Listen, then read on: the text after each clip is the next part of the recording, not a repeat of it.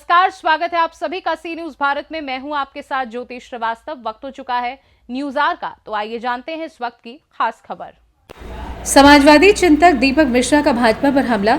CM योगी पर दीपक मिश्रा ने साधा निशाना। कहा, शहीदों में भी संप्रदाय ढूंढने वाले नहीं हो सकते भारत के हितैषी।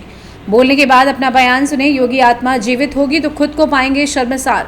राष्ट्रवाद की आड़ में सांप्रदायिकता थोप रही भाजपा। मोदी के पंचर वाले बयान पर कटाक्ष। कहा, मुसलमान मिसाइल बनाता है, मुसलमान मदनास्तक लिखता है। वहीं मोदी जी का पंचर बुद्धि को ही पंचर दिखता है।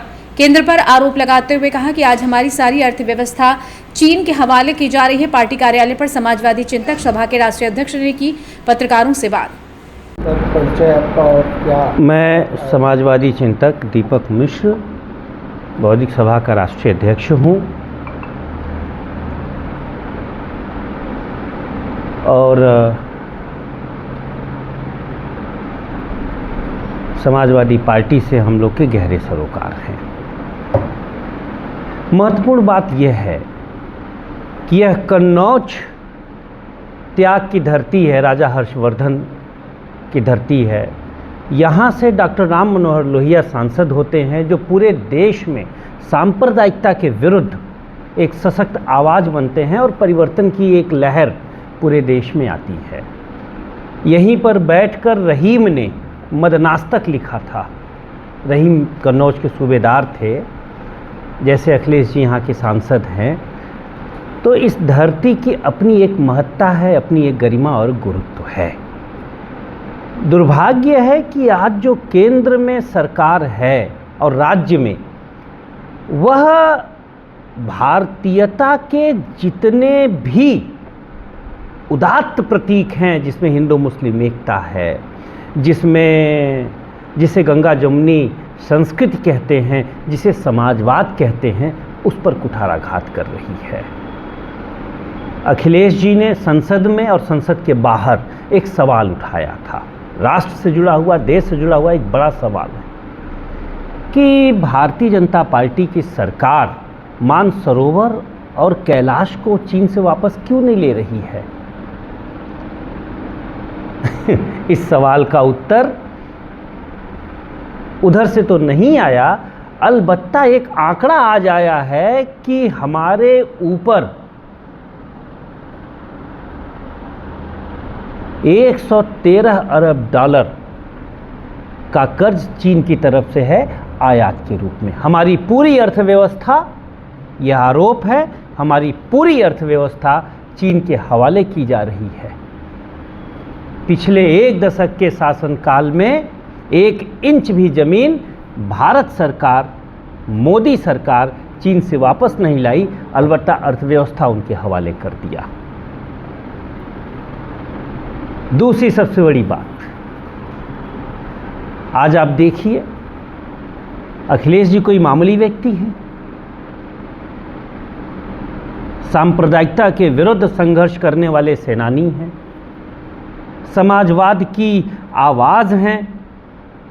बहुत छोटे मोटे लोग जिनकी कोई वजूद नहीं, वो कह रहे हैं कि गोली मार देंगे। सवाल यह नहीं है प्रशासन क्या कर रहा है।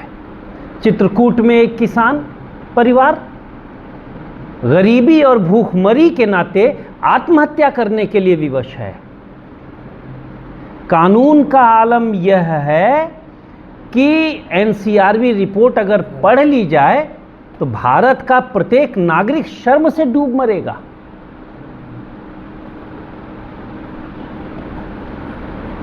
कब किसकी हत्या हो जाए।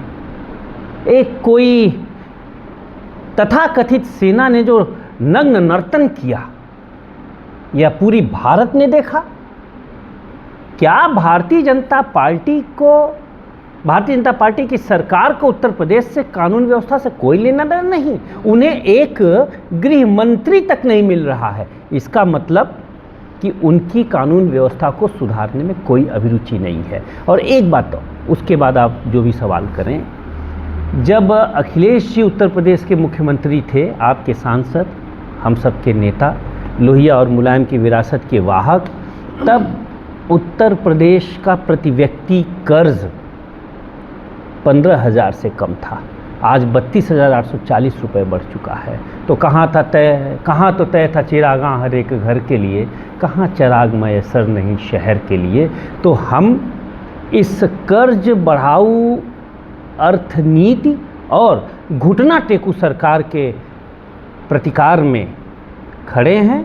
यह सरकार बाबा साहब डॉक्टर राम मनोहर लोहिया के सिद्धांतों के प्रतिकूल सरकार है और राष्ट्रवाद के नाम पर सांप्रदायिकता आरोपित कर रही है। और अखिलेश जी से अगर चिढ़ तो इसलिए है कि सरकार पदस्थ करने की हैसियत इन्हीं में है, हिम्मत भी इन्हीं में है और वो अपदस्थ कर भी देंगे। अखिलेश जी से चिढ़ में आप समाजवाद के विरुद्ध क्यों जा रहे हैं, सामाजिक सरोकारों के विरुद्ध क्यों जा रहे हैं, हिंदू मुस्लिम एकता के खिलाफ क्यों जा रहे हैं, भारत और कन्नौज की विरासत के विरुद्ध क्यों जा रहे हैं।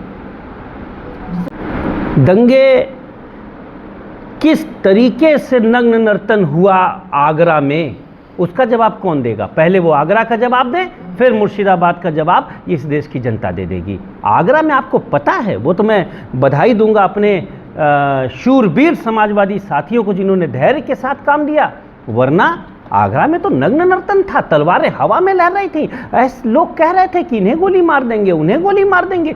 इसका जवाब कौन देगा? पहले मुख्यमंत्री वो कहते हैं ना कि आईना जब भी उठाया करें, पहले देखा करें फिर दिखाया करें। भी सांसद ने कहा 2-2 हाथ हो जाए आगरा में जो है कांग्रेस सेना। देखिए, हमारा सांसद 2-2 हाथ के 2 मर्द होते हैं। जैसे मैं तो कह रहा हूँ, मैं सरकार से 2 हाथ कर रहा हूँ, आओ विचार की लड़ाई लड़ो।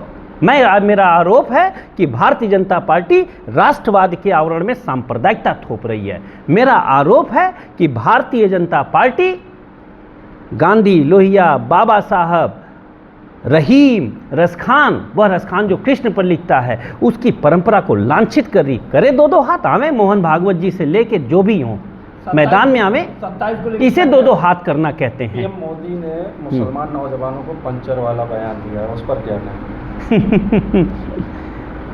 हमारे देश का मुसलमान मिसाइल बनाता है, हमारे देश का मुसलमान मदनास्तक लिखता है, जो कृष्ण पर सबसे अच्छी रचना मानी जाती है, रहीम इसी कन्नौज में बैठकर लिखे। मैं तो चाहूँगा कि इस पर आप लोग एक बढ़िया रिपोर्टाज बनाएं और बतावें पूरी दुनिया को इस कन्नौज की विरासत क्या है। हमारे देश का मुसलमान भारत को विश्व कप जिताता है। अब मोदी जी को अगर पंचर ही नज़र आता हो तो मैं उनकी पंचर बुद्धि पर क्या बोलूँ। कन्नौज से सी न्यूज़ संवाददाता सीबू सैनी की रिपोर्ट। फिलहाल के लिए न्यूज़ आवर में बस इतना ही। देश दुनिया की बाकी खबरों को जानने के लिए आप देखते रहिए सी न्यूज़ भारत।